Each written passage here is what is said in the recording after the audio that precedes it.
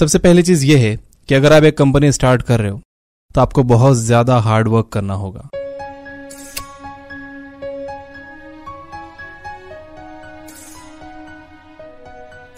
बहुत ज्यादा hard work से क्या मतलब होता है? जब मेरे भाई और मैंने हमारी पहली कंपनी शुरू की थी तो हमने एक घर लेने के बजाय एक छोटा सा ऑफिस किराए पर लिया था। हम सोफे पर सोते थे, न्यूयॉर्क के सरकारी बाथरूम्स में नहाते थे। हमारे पास सिर्फ एक ही कंप्यूटर था। हमारी वेबसाइट दिन भर ऑनलाइन रहती थी और मैं रात भर कोडिंग करता था, हफ्ते में 7 दिन, हमेशा। तो अगर आप एक कंपनी शुरू कर रहे हो तो जमकर मेहनत करो, चाहे कुछ भी हो जाए। थोड़ा हिसाब लगाओ, अगर कोई इंसान हफ्ते में 50 घंटे काम कर रहा है और आप 100 घंटे काम कर रहे हो तो जितना वो 1 साल में अचीव करेगा वो आप 6 महीने में ही कर लोगे।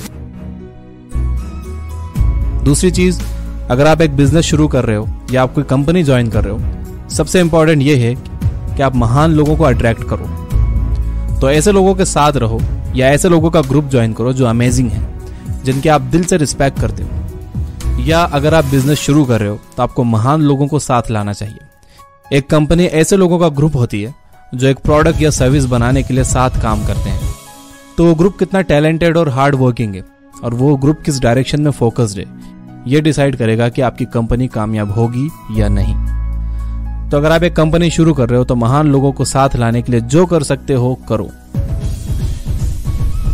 इसके बाद मैं ये कहूंगा कि शोर पर नहीं, संकेतों पर ध्यान दो। कई कंपनियां यहां पर कंफ्यूज हो जाती हैं। वो बहुत सारा पैसा ऐसी चीजों और ऐसे कामों पर खर्च करती हैं जो उनके प्रोडक्ट को असल में बेहतर नहीं बनाते। फॉर एग्जाम्पल, टेस्ला में हम कभी भी एडवर्टाइजिंग पर पैसा खर्च नहीं करते। हम सारा पैसा रिसर्च एंड डेवलपमेंट, मैन्युफैक्चरिंग और डिजाइन में लगा देते हैं ताकि हम कार को बेहतर से बेहतर बना सकें। और मेरा ख्याल है कि आगे बढ़ने का यही तरीका है। हर कंपनी को यही सोचना चाहिए कि जो पैसा हम लगा रहे हैं और जो मेहनत हम कर रहे हैं, क्या इससे हमारा प्रोडक्ट या हमारी सर्विस बेहतर बन रही है? अगर नहीं तो उन्हें वो एफर्ट्स करना बंद कर देना चाहिए और वो पैसे खर्च करना भी बंद कर देना चाहिए। और आखिरी चीज ये कि ट्रेंड को फॉलो मत करो। आपने मुझे ये कहते हुए सुना होगा कि फिजिक्स के नजरिए से सोचना अच्छा है।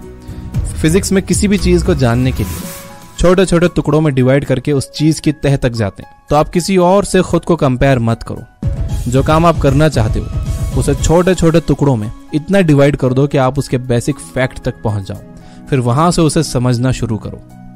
यह एक बहुत अच्छा तरीका है यह जानने का कि जो काम आप करना चाहते हो वो सच में बेनिफिशियल होगा या बस आप किसी दूसरे को देखकर यह काम करना चाहते हो।